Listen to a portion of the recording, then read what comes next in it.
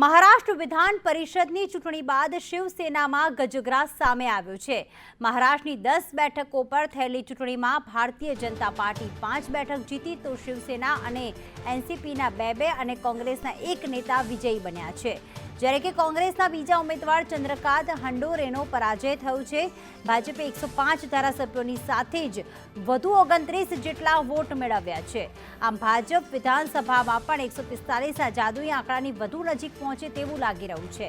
તો આ પરિણામ આવ્યા બાદ એટલે કે વિધાન પરિષદનું પરિણામ આવ્યા બાદ મહાવિકાસ આઘાડી સરકારમાં ભંગારના એંધાણ વર્તાઈ રહ્યા છે।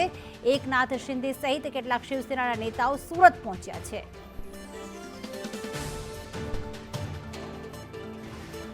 वापस आना चाहते हैं लेकिन उनको वापस आना नहीं दिया जा रहा है। उनकी घेराबंदी की है। ये घेराबंदी सिर्फ गुजरात में ही हो सकती है, क्योंकि वहाँ किस प्रकार की सरकार काम करती है और केंद्र किस प्रकार से वहाँ अपना काम कर लेती है आपको मालूम है। लेकिन जब भी मौका मिलेगा हमारे सभी एमएलए यहाँ वापस आ जाएंगे, क्योंकि वो निष्ठावान शिवसैनिक है। क्या इस बारे में आपकी उद्धव जी से शरद पवार जी सबसे चर्चा चल रही है। माननीय पवार साहब से, आदरणीय पवार साहब से चर्चा है, शुरू है। उद्धव जी से मेरी लगातार बातचीत चल रही है। मुझे इतना ही विश्वास है सब कुछ ठीक हो जाएगा और जो मंसूबे लेकर अपने आप को किंग मेकर समझकर कुछ लोग जो काम कर रहे हैं वो सफल नहीं हो। इससे पहले भी देखा था 80 घंटे की सरकार बनाने की कोशिश बीजेपी ने की थी, सभी एमएलए वापस आ गए थे। क्या उसी तरह की इसी तरह से हमारे सभी सभी हमारे एमएलए वापस आ जाएंगे, क्योंकि ये सभी जो एमएलए है वो पुराने शिवसैनिक है, निष्ठावान शिवसैनिक है। शिवसेना के बुरे समय में भी हमारे साथ रहे। अब तो अच्छा समय है। चलिए सर एक शेवटचा प्रश्न। आपण आता मगाशी म्हणाले की काही आमदारांना यायचंय मात्र त्यांना येऊ दिलं जात नाही, नेमकं काय आपल्याला म्हणायचं? ज्या प्रकारे गुजरातमध्ये त्यांना अडकवून ठेवलेलं आहे सरकार, कोणाचं आहे गुजरातमध्ये, कोणत्या प्रकारे तिथे राज्य चालवलं जातं आणि केंद्रातून तिथे कशा प्रकारे नियंत्रण आहे त्या राज्यावर हे आपल्याला माहित आहे। आणि 7 स्तराची सुरक्षा व्यवस्था तिकडे केली आहे। विविध सुरक्षा यंत्रणांनी त्यांची राहण्याची जागा घेरलेली आहे। मुख्य रस्त्यावर येण्याचे रस्ते बंद केलेले आहेत। हे कशा करतात? महाराष्ट्राचा छळ करण्याची, महाराष्ट्राला बदनाम करण्याची आणि महाराष्ट्राला अस्थिर करण्याची योजना दुर्दैवानं गुजरातच्या भूमीवर रचली जाते। या देशाचं दुर्दैव आहे। सर जो असंतोष है वो लोगों के सामने आया है। ये परिवर्तन की शुरुआत है और जब तक एक जनताभिमुख सरकार महाराष्ट्र में नहीं आएगी हमारा संघर्ष जारी रहेगा। ये सत्ता का संघर्ष नहीं है, ये समाज के लिए संघर्ष है। गुजरातमध्ये आहेत, सुरतमध्ये आहेत आणि त्यांची व्यवस्था गुजरात भारतीय जनता पक्षाचे जे अध्यक्ष आहेत आर.सी. पाटील ते करतात। म्हणजे तुम्हाला ह्यामागे मी जे काय सांगतोय ते कळलं असेल की ते गुजरातलाच का त्यांना नेण्यात आलं, सुरतमध्येच का ठेवण्यात आलं। सुरतचे खासदार आर.सी. पाटील आहेत, ते प्रदेश बीजेपीचे अध्यक्ष आहेत। तो खास संजय राउत तो એવું જ કહી રહ્યા છે કે રાજકીય ભૂકંપ નથી આવ્યો અને મહારાષ્ટ્રની રાજનીતિમાં કોઈ અત્યારે કોઈ જ તકલીફ નથી। અને ખાસ એ પણ વાત કર્યું છે કે એકનાથ શિંદે જે છે હંમેશા શિવસેના સાથે જ રહ્યા છે અને અમારી સાથે જ રહેશે એવો વિશ્વાસ પણ વ્યક્ત કર્યો છે। તો સંજય રાઉતે આક્ષેપ પણ કર્યો છે કે આખરે સી.આર. પાટીલ જે છે એકનાથ શિંદે સાથે બેઠક કરી હતી એવો પણ આક્ષેપ કરવામાં આવ્યો અને શિવસેનાના તમામ ધારાસભ્યો સુરતથી પાછા આવી જશે તેવો પણ વિશ્વાસ વ્યક્ત કર્યો।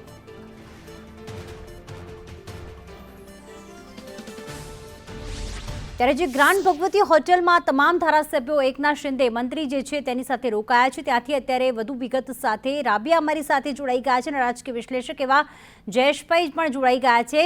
રાબિયા, શું અપડેટ છે હોટલથી અને કેટલા વાગે પ્રેસ કોન્ફરન્સ કરી શકે છે એકનાથ શિંદે? 12 વાગે કરશે કે 2 વાગે કરશે?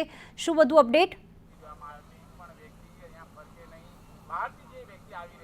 હાલ પ્રીતિ જો અપડેટમાં જણાવવા માંગુ તો માત્ર એટલું જ ખબર પડી રહી છે કે 12 વાગે જે છે પ્રેસ કોન્ફરન્સ કરવામાં આવશે, તો થોડી વારમાં એમ પણ કહેવામાં આવી રહ્યું છે કે 2 વાગે સુધીમાં તમામ જે સમીકરણ ઠીકાણે પડી જશે ત્યારે જઈને જે છે પ્રેસ કોન્ફરન્સ કરવામાં આવશે. હાલ જો સૂત્રોનું આપણે માનીને ચાલીએ તો વહેલી સવારે જે છે પ્રદેશ પ્રમુખ CR પાટીલ જે છે એરપોર્ટ જઈ રહ્યા હતા અને તે પહેલા જ આ તમામ જે નેતાઓ અહીંયા મેરિડિયન ખાતે રોકાયા છે એમની સાથે ગુપ્ત મીટિંગ પણ કરવામાં આવી હતી એવું સૂત્રોનું માનીને ચાલીએ તો સૂત્રો દ્વારા સ્પષ્ટ એવું જણાવવામાં આવ્યું હતું કે વહેલી સવારે જે રીતે CR પાટીલ એરપોર્ટ જઈ રહ્યા હતા અમદાવાદ જવા માટે અને ત્યારબાદ જે છે અહીંયા મીટિંગનું આયોજન કરવામાં આવ્યું હતું અને તે પછી અહીંયા સુરત ખાતે જે નેતાઓએ ધામા નાખેલા છે એને લઈને દ્રશ્યો હું વહેલી સવારથી એટલે કહી શકાય કે સંદેશ ન્યૂઝ વહેલી સવારથી પોલીસ બંદોબસ્તનો આજે ચાપતો દ્રશ્ય છે તમામને બતાવી રહ્યો છે કે અહીંયા સુરત ખાતે જે શિવસેનાના જે નેતાઓ છે, જે નારાજ નેતાઓ છે, એ નેતાઓ માટે જે છે અહીંયા પોલીસ દ્વારા ચાપતો બંદોબસ્ત ખડકી દેવામાં આવ્યો છે. એટલે એમ કહી શકાય છે કે સુરત ખાતે પણ આ માત્ર એકનાથ શિંદે નહીં એની સાથે અન્ય 30 જેટલા રૂમ પણ જે છે અહીંયા બુક કરવામાં આવ્યા છે. એટલે શિવસેનાની અંદર એક મોટી જે છે ફૂટ પડી છે એવું કહી શકાય છે. આંતરિક વિવાદને કારણે જે નારાજ મંત્રી એકનાથ શિંદે છે એ અહીં સુરત ખાતે જોવા મળી રહ્યા છે અને એમની સાથે જે છે તમામે તમામ જે એમના ધારાસભ્યો છે એ પણ અહીંયા સુરત ખાતે હોય એવી માહિતી મળી રહી છે. એટલે હાલ જે છે દ્રશ્યો વહેલી સવારથી જે છે સંદેશ ન્યૂઝ અહીં બતાવી જ રહ્યું છે કે પોલીસનો જે બંદોબસ્ત છે એ અહીંયા ખડકી દેવામાં છે. કોઈ પણ વ્યક્તિને અંદર જવાની પરમિશન આપવામાં નથી આવી રહી. પોલીસ બેરિકેડ જે છે આજે હોટલ મેરિડિયન જોવા મળી રહી છે એના બહાર જે છે જોવા મળી રહ્યા છે. એટલે ગત સાંજેથી જે છે સંપર્ક વિહોણા જે એકનાથ શિંદે થઈ ગયા હતા. જો વાત કરીએ માહિતીની તો વહેલી સવારે માહિતી આવી હતી કે એકનાથ શિંદેની સાથે 11 લોકો જે છે અહીં સુરત આવે છે, પરંતુ ધીરે ધીરે આ આંકડો વધી ગયો અને ત્યારબાદ કુલ 30 જેટલા જે ધારાસભ્યો છે અહીંયા હોટલ મેરિડિયનની અંદર હોવાની વાત સામે આવી રહી છે. સીધા દ્રશ્યો હાલ આપણે જોઈ જ રહ્યા છે સંદેશ ન્યૂઝ દ્વારા કે પોલીસ બંદોબસ્ત જે છે હોટલના ગેટની ઉપર પણ ગોઠવી દેવામાં આવ્યા છે. એટલે વહેલી સવારથી જે છે તમામ પોલીસ જે છે અહીંયા ખડકી દેવામાં આવી છે. જો કે માહિતી મળી રહી છે કે એકનાથ શિંદે સહિત તમામ ધારાસભ્યો એટલે કે 30 જેટલા જો ધારાસભ્યો છે એમના માટે અહીંયા જે રૂમ બુક કરવામાં આવ્યા છે અને ખાસ કરીને જે મતદાનને લઈને વાત હતી, જે ક્રોસ વોટિંગ કરવામાં આવ્યું હતું, એ તમામ ધારાસભ્યો જે નારાજ થઈ ગયા હતા તે તમામ ધારાસભ્યોને અહીંયા સુરત લાવવામાં આવ્યા હતા અને મેરિડિયન હોટલની બહાર અત્યારે 100 મીટરની દૂરીની બહાર જે છે પોલીસ બેરિકેડ જોવા મળી રહી છે. સુરક્ષા વ્યવસ્થા અત્યારે અહીંયા જોવા મળી રહી છે. થોડા સમય પહેલા જે છે અહીંયા બીજી પોલીસ પણ અહીંયા બોલાવી લેવામાં આવી છે. બિલકુલ, એટલે કે સુરક્ષા વ્યવસ્થા અત્યારે જોવા મળી રહી છે ને ક્યારેક 12 વાગે તો ક્યારેક 2 વાગે પ્રેસ કોન્ફરન્સનું આયોજન થશે. એકનાથ શિંદે પ્રેસ કોન્ફરન્સ કરે, પણ આ તરફ ઉદ્ધવ ઠાકરેની ચિંતા વધી ગઈ છે કારણ કે એકદમ તાત્કાલિક બેઠક પણ બોલાવવામાં આવી છે. જયેશભાઈ, કઈ રીતે જુઓ છો? કારણ કે મહારાષ્ટ્રના વિધાન સભાનું જ્યારે પરિણામ આવ્યું હતું અને ગઠબંધનવાળી સરકાર બની હતી NCP, શિવસેના, કોંગ્રેસ, ત્યારે જ લાગતું હતું કે આ સરકાર કદાચ 1 થી 1.5 વર્ષ નહીં ચાલે, પણ ખેંચાયું. પરંતુ વિધાન પરિષદમાં જે ક્રોસ વોટિંગ થઈ એ પછી રાજનીતિ ગરમાઈ છે અને હવે જાદુઈ આંકડાની જે 288 વિધાનસભા બેઠકોવાળી મહારાષ્ટ્ર વિધાનસભા છે એમાં જાદુઈ આંકડાની નજીક ભાજપ પહોંચી ગયું છે. આ આખી રાજનીતિને આપ કઈ રીતે જુઓ છો? મહારાષ્ટ્રમાં પરિણામ આવ્યા અને ભાજપને સૌથી વધુ બેઠકો મળી હોવા છતાં ભાજપ સરકાર નહોતી બનાવી શકી. ત્યારથી જ ભાજપ તો એ રીતે સક્રિય હતું જ કે શિવસેના અને જે ગઠબંધનની અઘાડી સરકાર છે એમની સામે કઈ રીતે રાજકીય મોરચો ખોલવામાં આવે. રાજ્યસભાની જ્યારે ચૂંટણી થઈ ત્યારે ભાજપે જે રીતે શિવસેનાને માત આપી ત્યારથી જ લાગી ગયું હતું કે શિવસેનામાં અંદર ખાને કોઈને કોઈ ભંગાણ છે અને ભાજપ એમાં ખૂબ જ સક્રિય છે. હવે અત્યારની પરિસ્થિતિ તમે જુઓ તો એકનાથ શિંદે ઉપરાંત સંદીપ ઘુમરે, શંભુ રાજે દેસાઈ અને અબ્દુલ સત્તાર, આ 4 મંત્રીઓ અત્યારે નોટ રીચેબલ અથવા તો શિવસેનાથી નારાજ હોય એવું દ્રશ્ય સામે આવે છે. તદુપરાંત 11 ધારાસભ્યો અને લેટેસ્ટ જે સમાચારો છે એમને માનીએ તો વધુ 9 ધારાસભ્યો પણ શિંદેના કેમ્પમાં છે. તો એવું લાગે છે કે ભાજપે માસ્ટર સ્ટ્રોક માર્યો છે.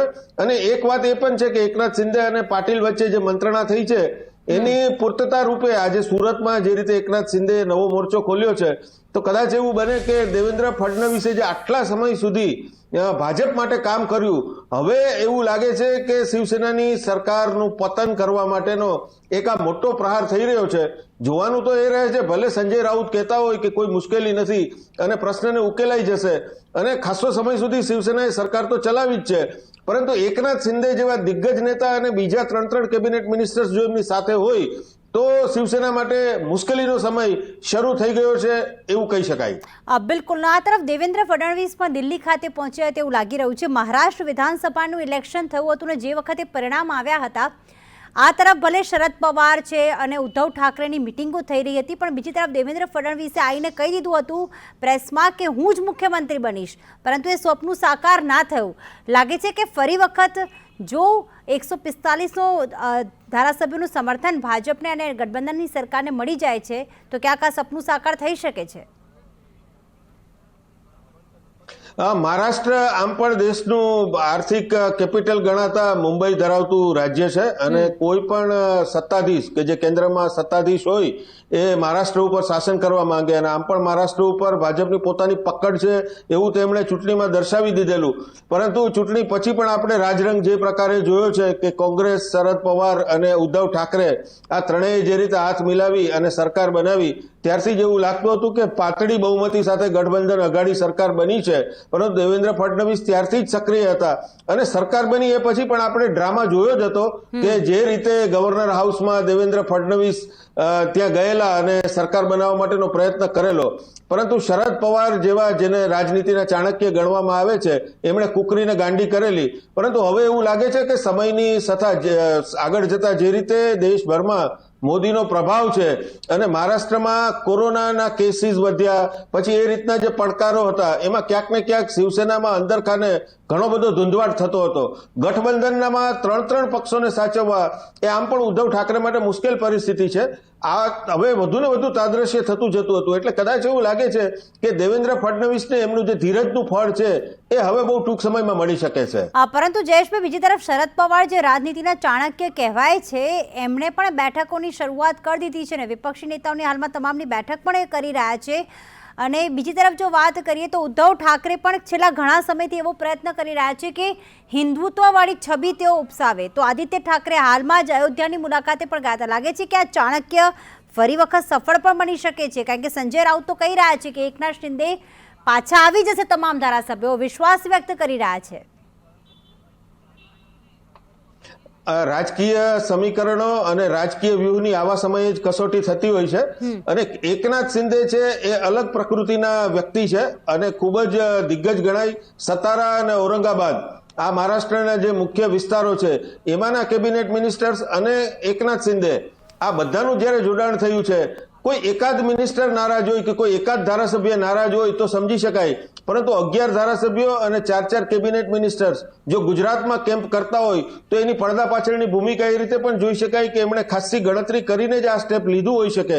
અને સુરત આપણે જાણીએ છીએ કે CR પાટીલનો ગઢ છે અને લગભગ એ ઓપન સિક્રેટ બાબત છે કે આવી કોઈ પણ મુવમેન્ટ, આવો કોઈ પણ કેમ્પ કરતા પહેલા એકનાથ શિંદે કોઈ પણ રીતે ભાજપ સાથે મસલતો જરૂરથી કરી જશે અને જો એ ચોક્કસ નિષ્કર્ષ ઉપર આવી ગયા હશે તો એમને પાછા વાળવા મુશ્કેલ છે.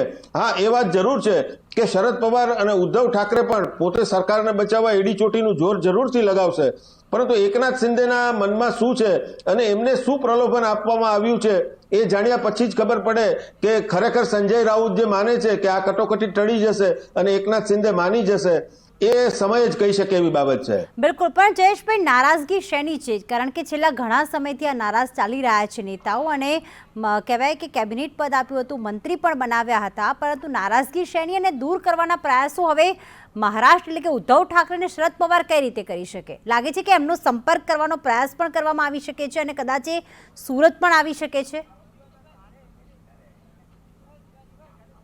પ્રીતિ, મહારાષ્ટ્રનું રાજકારણ આપણે આમ પણ જોયું છે કે પાવર સેન્ટર ગણાય છે અને જ્યારે મહારાષ્ટ્રમાં સરકારો બદલાઈ છે અથવા તો મંત્રીઓ બદલાયા છે તો મોટા ભાગના લોકોએ પક્ષો બદલ્યા છે. પછી એ મુખ્યમંત્રી કક્ષાના વ્યક્તિ પણ હોઈ શકે અને કેબિનેટ મિનિસ્ટર્સ લેવલના વ્યક્તિઓ પણ હોઈ શકે.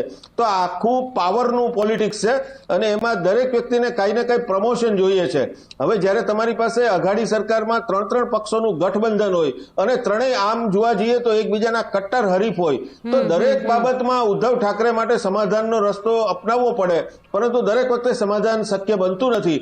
અને ત્રણ પક્ષોના નેતાઓને સાચવવા, અને મહારાષ્ટ્રના તમે નેતાઓ જુઓ એ પણ ખૂબ જ દિગ્ગજ નેતાઓ છે ત્રણેય પક્ષમાં. જમાનાના ખાધેલા આ નેતાઓને સાચવવા દરેક વખતે પડકારરૂપ બની જાય. એમાં કેટલાક લોકોએ સમાધાન કરવું જ પડે. હવે જે લોકો આ સમાધાનને સ્વીકારવા તૈયાર નથી એમને જરૂરથી અસંતોષ હોવાનો.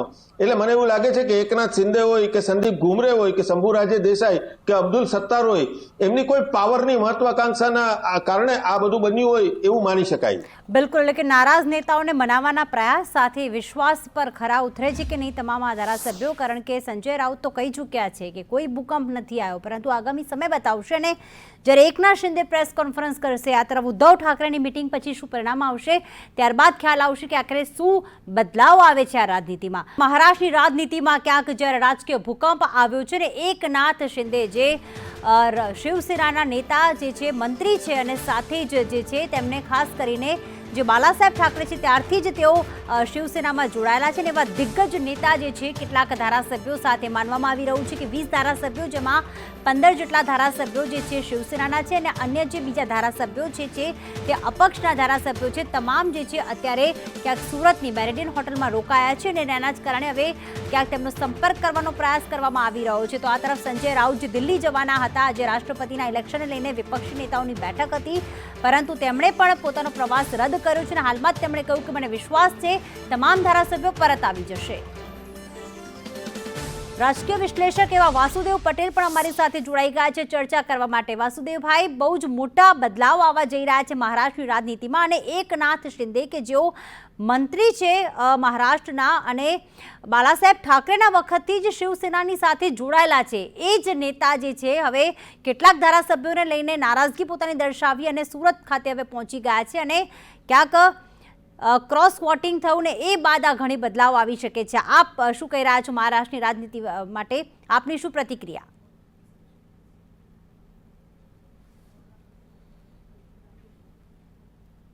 વિસ્તાર સે બતાય. જે ચાલી રહી છે એ કંપનીની રાજનીતિ છે.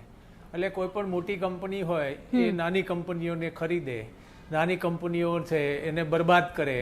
એ પ્રમાણે રાજકીય પક્ષો જે છે અને રાજકીય પક્ષોમાં જે લોકો કામ કરે છે એની પણ જે દાનત છે એ રાજકીય લાભો લઈને એના આધારે ભ્રષ્ટાચાર કરીને ધનવાન થવું, સંપત્તિ મેળવવી. એટલે આ આખી જે પ્રક્રિયા દેશમાં ચાલુ થઈ છે એના મૂળમાં જે કારણ છે એ કારણ એવું છે કે લોકશાહી છે ને એક પ્રત્યક્ષ લોકશાહી અને અપ્રત્યક્ષ લોકશાહી હોય. આપણે ત્યાં જે અપ્રત્યક્ષ લોકશાહી છે 3 પ્રકારમાં, એક નિયંત્રિત હોય, એક અનિયંત્રિત ને એક સરમુખત્યાર નિયંત્રિત હોય. આપણે ત્યાં ફક્ત જ સંચાલકો જ ચૂંટાય છે એટલે સરમુખત્યાર નિયંત્રિત છે. એટલે રાજકીય પક્ષનું હાઈકમાન્ડ છે ગમે તેને ખરીદી શકે છે. જી, ત્યારે અકિલભાઈ સૈયદ પણ અમારી સાથે જોડાઈ ગયા છે. જી જી બિલકુલ જી વાસુદેવભાઈ, આપણે અન્ય રાજકીય વિશ્લેષક સાથે પણ ચર્ચા કરીએ. શકીલભાઈ સૈયદ જોડાઈ ગયા છે. શકીલભાઈ, 2019માં જ મહારાષ્ટ્ર વિધાનસભાના પરિણામ આવી ગયા, પરંતુ એ વખતની જે કહેવાય ને કે સરકાર બનાવવાના જે પ્રયાસ હતા તે છોડવામાં ન આવ્યા ભાજપ અને એનડીએ ગઠબંધન દ્વારા. હવે 2022માં વિધાન પરિષદ બાદ એકનાથ શિંદે દ્વારા આ સ્ટેપ લેવામાં આવ્યું છે. આપ શું કહેશો, શું બદલાવ આવી શકે છે? બિલકુલ, કારણ કે શિવસેનાના ધારાસભ્યોમાં પહેલાથી જ ગઠબંધનને લઈ બહુ મોટા પાયામાં આક્રોશ હતો, રોષ હતો, અસંતોષ હતો ને એ અસંતોષ ઉત્તરોત્તર વધતો ગયો. એટલા માટે ઉત્તરોત્તર વધતો ગયો કે સરકાર 3 પક્ષોની બની, કોંગ્રેસ, એનસીપી, શિવસેનાની. પણ પરિસ્થિતિ એવી આવી કે ત્યાંની આપણે સ્થાનિક ધારાસભ્યોની કેટલીક ફરિયાદો જે મારી પાસે પણ આવી છે, જે મારી સાથેની કેટલાક ધારાસભ્યો જે મારા કોન્ટેક્ટમાં હતા મહારાષ્ટ્રમાં, તે લોકો સાથેની પણ મારી વાતચીત થઈ. તેમાં એક વાત જે ઉભરીને આવી છે, તેમાં એવું એક સર્વસામાન્ય વાત એવી થતી હતી કે ભાઈ એનસીપી કોંગ્રેસના પણ નહીં, પરંતુ શિવસેનાના પણ નહીં, પરંતુ સૌથી વધુ એનસીપીના ધારાસભ્યોના કામો થતા હતા. ધારાસભ્યોનું ફંડિંગ પણ એનસીપીના ધારાસભ્યોને વધુ મળતું હતું. પ્લસ સંજય રાઉત જ્યારે પણ આવે ત્યારે પણ શરદ પવારની આરતી ઉતારે અને શિવસેનાના ધારાસભ્યોની માંગણી, ફરિયાદો, તેમની રજૂઆતો હોય કે પોતાના વિસ્તારોના કે પોતાની સમસ્યાઓને લઈને જે કોઈ પણ નિરાકરણની વાત હોય, તે તમામ વાતોની અંદર ક્યાંક ને ક્યાંક શિવસેનાના ધારાસભ્યોને પોતાની રીતે કે એવું લાગતું હતું કે પોતાનો સ્વમાન ઘવાઈ રહ્યો છે, અપમાનજનક સ્થિતિમાં છે અને આ ગઠબંધન શિવસેનાના ભોગે કરવામાં આવ્યું હોય કે શિવસેનાના ધારાસભ્યોના ભોગે કરવામાં આવ્યું હોય એવી એક છાપ ઉપસી રહી હતી. પ્લસ કે સરકારની અંદર એનસીપી સર્વોચ્ચ નિર્ણય કરનારી સત્તા બની ગઈ હતી. આના કારણે થયું એવું કે કોંગ્રેસના ધારાસભ્યોની વાત તો બહુ દૂર રહી, પણ જ્યારે શિવસેનાના મુખ્યમંત્રી હોય અને શિવસેનાના ધારાસભ્યોની વાત જ અનદેખી કરવામાં આવે અથવા તો એને દરકિનાર કરવામાં આવે ત્યારે આવી પરિસ્થિતિ નિર્માણ થાય તે સ્વાભાવિક હતું. કારણ કે 2.5-3 વર્ષ થઈ ગયા છે. જી બિલકુલ 2.5-3 વર્ષ દરમિયાનમાં ક્યાંક ને ક્યાંક ધારાસભ્યોને તમે અવગણો, તેમની સમસ્યાઓનો બિલકુલ. એટલે શકીલભાઈ એવું કહી શકાય કે ક્યાંક ઉદ્ધવ ઠાકરે ભલે કહેવાય જ્યારે વિધાનસભાના પરિણામ આવ્યા ત્યારે શિવસેનાને એટલી બેઠકો નથી મળી, બહુમતી તો ક્યાંક ભારતીય જનતા પાર્ટી પાસે, એટલે કે સૌથી વધારે બેઠકો જીતીને પાર્ટી ભાજપ બની હતી, પણ સરકાર શિવસેનાને બનાવી હતી, ઉદ્ધવ ઠાકરેને બનાવી હતી, એટલે ગઠબંધન કર્યું. તો લાગે છે કે પોતાના ધારાસભ્યોને ક્યાંક નારાજ કર્યા પોતે મુખ્યમંત્રી બનવા માટે અને એની નારાજગીનું પરિણામ આજે ભોગવી રહ્યા છે. બિલકુલ એ સ્પષ્ટ છે કે વાસુદેવભાઈ, આ સવાલનો જવાબ આપના પાસેથી લેવા માંગીશું. હા, એમાં એવું છે કે જ્યારે કોઈ પણ ગઠબંધનની સરકાર બને છે ત્યારે જેટલા પણ પક્ષો જોડાય છે એમાં જે મુખ્યમંત્રી જે બને છે એને સ્વાભાવિક છે કે બાકીના પક્ષો છે એને મહત્વ વધારે આપવું પડે, એટલે પોતાના પક્ષને મહત્વ ઓછું આપે. અને અત્યારે બધી જ રાજકીય પક્ષોમાં, અને આ તો શું છે, પરિવારની પાર્ટી છે, એટલે એને પરંપરાથી જે પાર્ટી એમના હાથમાં આવી છે વારસદાર તરીકે, એટલે બાકીના લોકોને અસંતોષ હોવાની સંભાવના હોય છે. એટલે આ જે સંભાવના એ વખતે જે દબાઈ ગઈ હતી, એ વખતે જે કંઈ સમીકરણો જે બેસતા હતા એમાં એ વખતે આમનો એટલો મોટો અવાજ નહીં હોય. એટલે હવે સમય પસાર થયો છે એટલે સ્વાભાવિક છે કે જે અસંતોષ છે એને કોકને કોક ક્યાંક ને ક્યાંક છે ચિનગારી આપતું હોય છે, એને બહેકાવતું હોય છે. એટલે માણસને અસંતોષ છે અથવા તો એને અન્યાય થયો છે, એ અન્યાયને વાચા આપવાનું સાથે રહીને કોઈ પ્રયત્ન કરે અને પછી એમાં એ પાછી ખરીદ વેચાણ તો આ દેશમાં ચાલુ જ છે. એટલે મોટા જેની સૌથી વધારે જેની પાસે ધારાસભ્યો હતા એ સરકાર નથી બનાવી શક્યા, એટલે સ્વાભાવિક છે કે એમની માનસિકતા સરકાર બનાવવાની હોય જ. એટલે એ પણ આ દિશામાં છે, એ લોકોને પ્રવૃત્ત કરતા હોય છે. અને આપણે જોયું કે બીજા રાજ્યોમાં જવાને બદલે ગુજરાતમાં આવ્યા છે. એનો અર્થ જ એવો થાય છે કે જ્યાં ભારતીય જનતા પાર્ટીનું શાસન છે ત્યાં એમને આશરો લીધો છે. એટલે ક્યાંક ને ક્યાંક બધા જ સમીકરણો મળે તો જ આ સ્થિતિ આવે. બિલકુલ. અને સમીકરણો કઈ રીતે મેળવે છે એ પ્રેસ કોન્ફરન્સ કરશે એકનાથ શિંદે, ત્યારબાદ ખ્યાલ આવશે.